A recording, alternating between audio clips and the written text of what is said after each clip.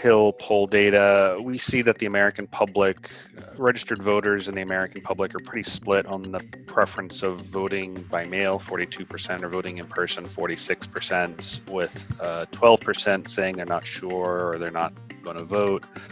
In the 2016 election, we saw just over 40% of Americans voted either absentee or by mail or early voted. So just under 60% of the ballots were actually cast on election day. The number of people who voted early or absentee increased in 2018.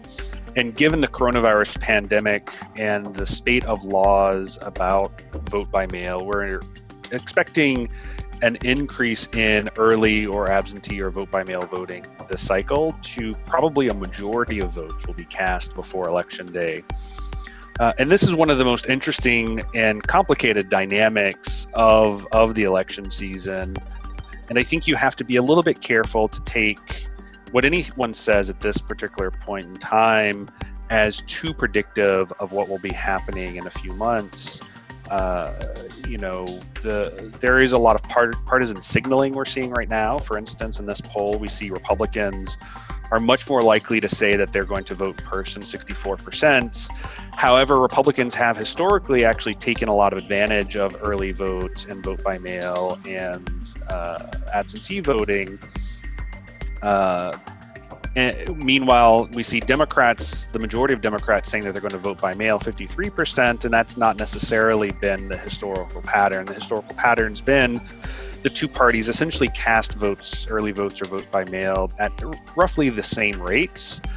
So I would caution against overinterpreting this data. Instead, I think there's a lot of partisan queuing that's going on here based on the president's rhetoric. We do know older Americans, for instance, are more concerned about the coronavirus pandemic, are taking more steps to protect themselves from it. However, if you look at older Republicans versus older Democrats, there's a big difference there. Older Republicans are much less concerned, much more likely to sort of go out and do stuff. So I think it is going to be an open question on what sort of the long-term implication is.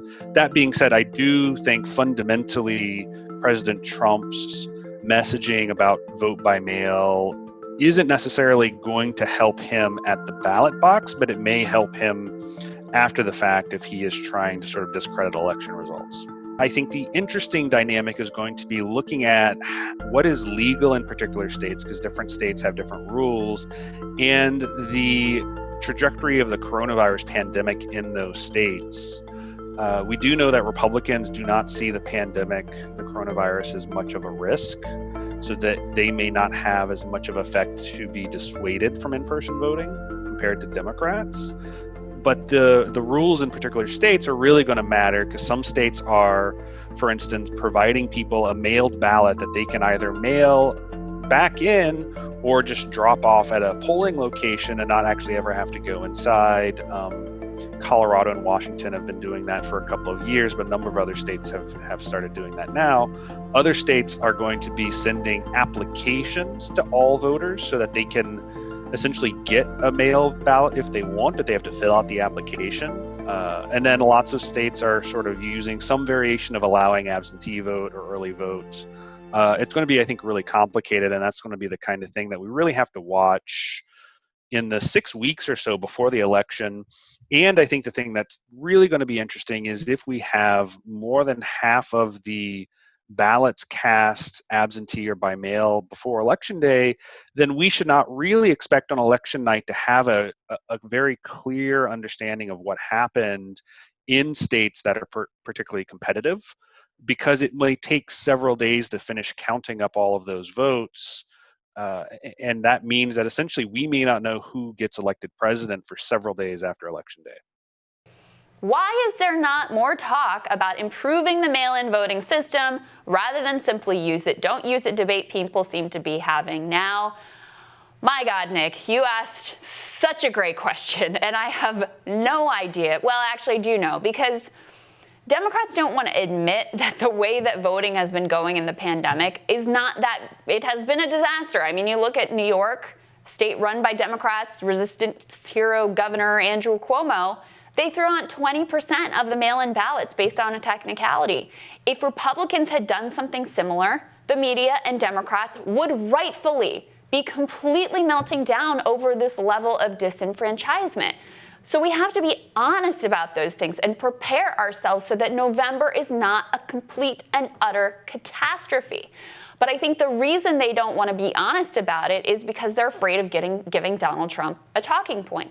And look, I get it. He's been a bad faith actor on these things. He wants to use these sorts of problems, legitimate problems in the electoral system, to call into question the results if he loses.